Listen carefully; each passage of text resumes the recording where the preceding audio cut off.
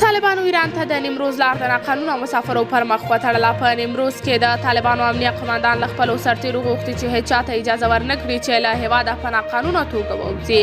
له نیمروزه هره ورځ په سلونو کسان په ناقانونه توګه ایران ته اوړي، خو د طالبانو د دې کار دلیل څه دی؟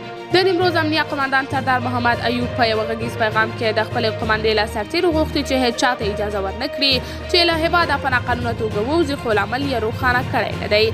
د دغه ولایت د امنیه قماندانۍ وایند بهرام حق ملدوي چوله ته وویل دوی د رئیس الوزرا په امر له افغانستان څخه د ناقانونه کسانو د وتلو د مخنیوي لپاره اقدامات کړي دي.